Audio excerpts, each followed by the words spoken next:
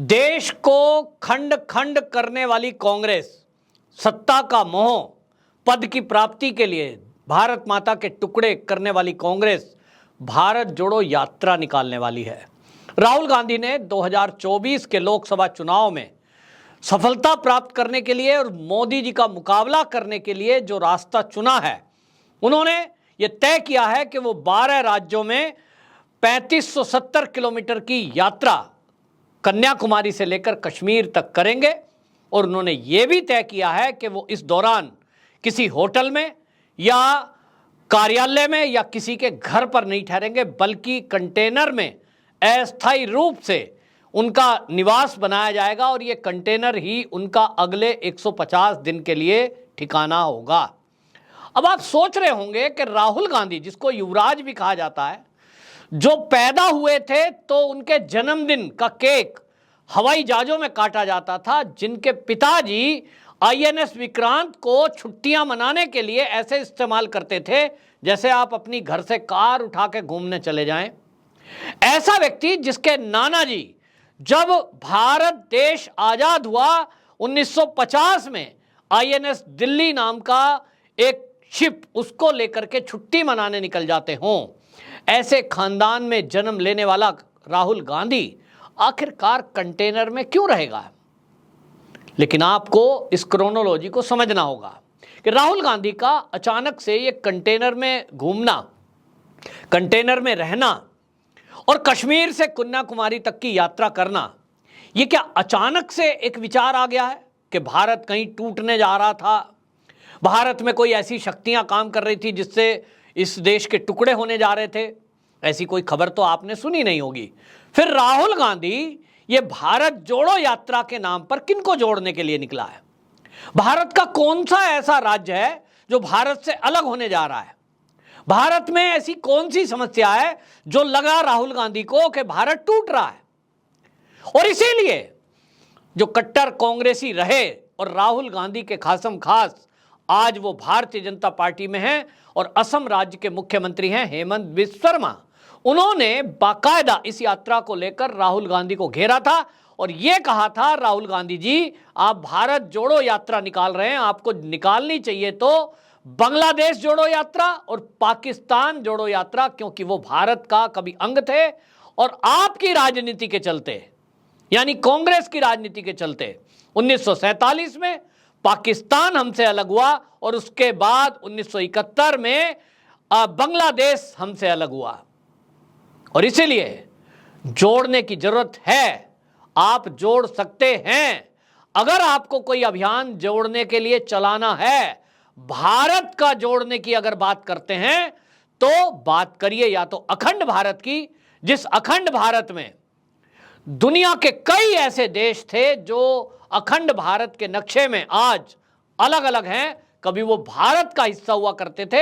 जोड़ने की बात करते हो तो उसकी करो, पाकिस्तान, बांग्लादेश, वर्मा, भूटान, अफगानिस्तान। अगर बात करते हो वृत्त भारत की तो उस भारत को जोड़ने की बात करो। तो फिर राहुल गांधी किस भारत को जोड़ने की बात करते हैं? जैसा मैंने कहा, उनके नाना जी वो तो इतने रईस थे, यानी प्रधानमंत्री बन गए तो देश हमारा है, हमारा संसाधन हम इनका जैसे चाहे उपयोग करें। तो जैसा मैंने कहा 1950 में आईएनएस दिल्ली नाम का शिप और उसको लेकर के वो निकल पड़े छुट्टी मनाने के लिए। इंदिरा गांधी की बात करूं तो 1977 में इंदिरा गांधी ने, राहुल गांधी जो आज कंटेनर में यात्रा करने वाले हैं, 150 दिन वो सड़कों पर रहेंगे, उनका जन्मदिन का केक काटते हुए फोटो वायरल है जो उन्होंने हवाई जहाज में काटा था। और इसी तरह आईएनएस विराट 10 दिन के लिए राहुल गांधी जी के पिताजी राजीव गांधी अपने ससुराल वाले, यानी राहुल गांधी के मामा और मामा की पत्नी यानी मामी, और इसमें अमिताभ बच्चन जो कि राजीव गांधी के उस समय के परम मित्रों में थे, और सोनिया गांधी समेत उसमें मेहमान कई गए थे। और छुट्टी मनाने के लिए इतना रिस्क उन्होंने लिया था कि भारत के जो सुरक्षा के जितने भी मानक हैं उनको तोड़ा गया। और इतना ही नहीं, लक्षद्वीप समूह का एक प्राइवेट द्वीप बंगारम, उस द्वीप पर वो छुट्टियां मनाने के लिए गए, वो भी विदेशी मेहमानों के साथ। भारत की जो सेना है उसका रूल है कि कोई भी उनके जो युद्धपोत हैं उस पर विदेशी व्यक्ति यात्रा नहीं कर सकता, क्योंकि उसमें गुप्त दस्तावेज, गुप्त जानकारियां होती हैं और हमारी सुरक्षा के लिए खतरा हो सकता है यदि दुश्मन देशों को वो जानकारी मिल जाए।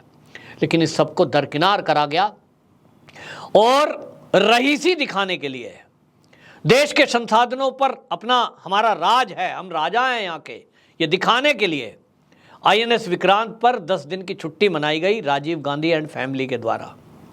तो क्या कारण है कि आज नेहरू जी का पड़पोता और इंदिरा गांधी जो हवाई जहाज में केक काट रही थी राहुल जी का, वैसी उनकी नानी और राजीव गांधी जिन्होंने आईएनएस विक्रांत पर राहुल गांधी के साथ छुट्टियां मनाई हो, ऐसा युवराज आज कंटेनर में रहने को मजबूर है। मैं बताता हूं आपको कि इसके पीछे कोई अचानक से आया हुआ सोच नहीं है।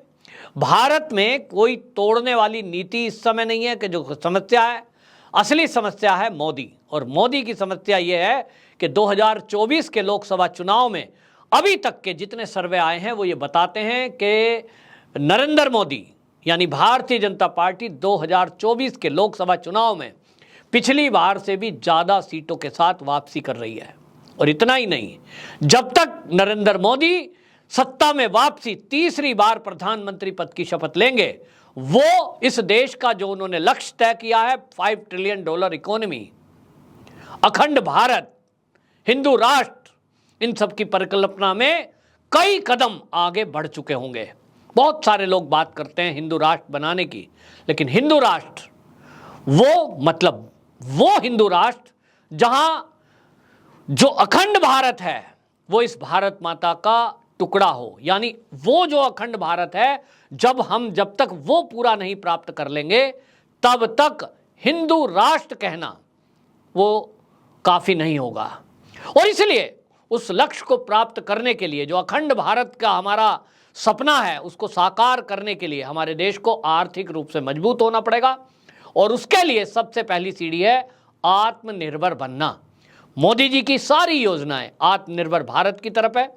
और इसीलिए आपने देखा कि आईएनएस विक्रांत आज नए रूप में पूर्ण रूप से स्वदेशी टेक्निक पर और भारत के द्वारा बना है। इसी तरह फाइटर प्लेन बनाए जा रहे हैं, बाकी चीज़ें बनाई जा रही हैं। तो दिक्कत इन कांग्रेसियों को ये है, और कांग्रेस के साथ साथ वामपंथियों को ये है कि चीन को ये लगने लगा है कि भारत की बढ़ती हुई ताकत, और खाली चीन को नहीं, दुनिया के ऐसे कई देश हैं जिनको भारत की बढ़ती हुई इस ताकत से प्रॉब्लम है।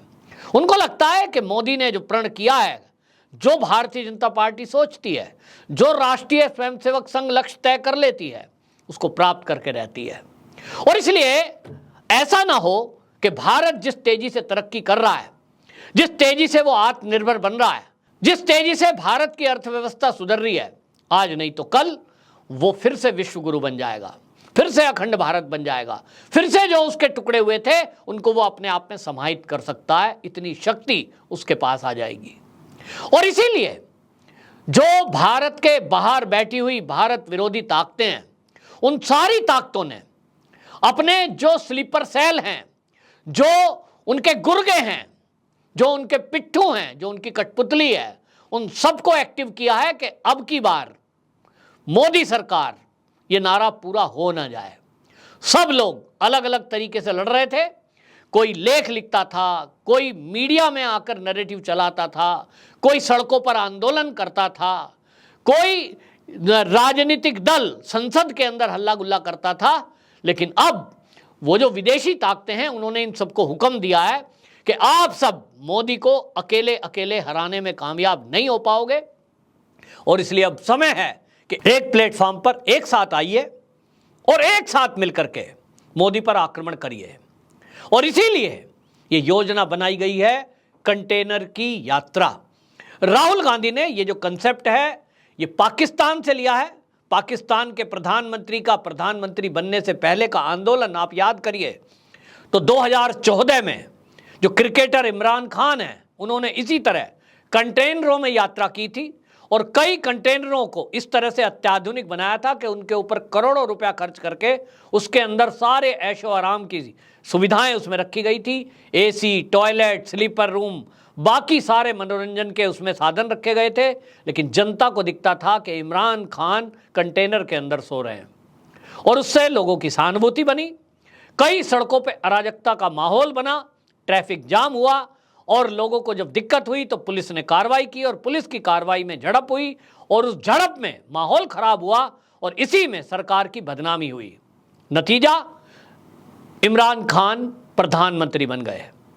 राहुल गांधी ने इमरान खान की इसी नकल को कॉपी किया है, और अब वो सोचते हैं कि इस यात्रा के बहाने वो 60 कंटेनर लेकर के आपको बताएं पूरे देश में जाएंगे। तो आप कल्पना करिए कि बड़े बड़े ट्रकों पर रखा हुआ वो कंटेनर, और 60 कंटेनर एक साथ जब चलेंगे, उसके साथ कई गाड़ियां कांग्रेसी कार्यकर्ताओं की चलेगी, और उसमें सारे दल बल के साथ कम्युनिस्ट पार्टी से जुड़े हुए लोग, जो मेधा पाटेकर, आपने नाम बताता हूं, अरुणा राय, मेधा पाटेकर, पूर्व जज बीजी कोलसे पाटिल, तुषार गांधी, कन्नड़ लेखक देवानुरा महादेव, ये ऐसे लोग हैं जो हमेशा देश विरोधी एक्टिविटी में लगे रहे, और अपने अपने आप में इन्होंने आंदोलन किए हैं। तो ये सारी ताकत लगाकर योगेंद्र यादव के समेत ये सब लोग सड़कों पे होंगे, और पूरी कोशिश होगी कि जहाँ जहाँ ये जाएंगे, यात्रा जहाँ जहाँ से गुजरेगी,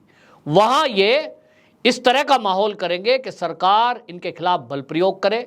वरना ये दिल्ली में जिस तरह से किसान आंदोलन चला था, उस तरह से सड़कों को घेर कर अराजकता करेंगे, और जब इन पे लाठी चार्ज होगा, बवाल होगा, तो ये सरकारों को बदनाम करने का काम करेंगे। और ख़ास तौर पे ये प्रयोग भारतीय जनता पार्टी के जहाँ जहाँ शासन हैं, वहाँ वहाँ ये इस काम को करने वाले हैं, ऐसा अंदेशा है।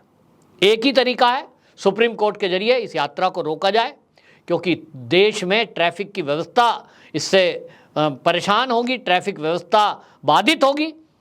वरना ये अपने षड्यंत्र में कामयाब होंगे, और ये राहुल गांधी सोचते हैं कि वो इमरान खान की तरह मोदी को हराकर देश के प्रधानमंत्री बनने का दावा पेश करेंगे, और एक बार फिर कांग्रेस अपनी सरकार लाने में कामयाब होगी। केंद्र सरकार को इन सूचनाओं पर ध्यान देना चाहिए, वरना ऐसा ना हो कि ये कंटेनर यात्रा अराजकता यात्रा में बदल जाए, और देश का माहौल केंद्र विरोधी, भाजपा विरोधी हो जाए। वंदे मातरम।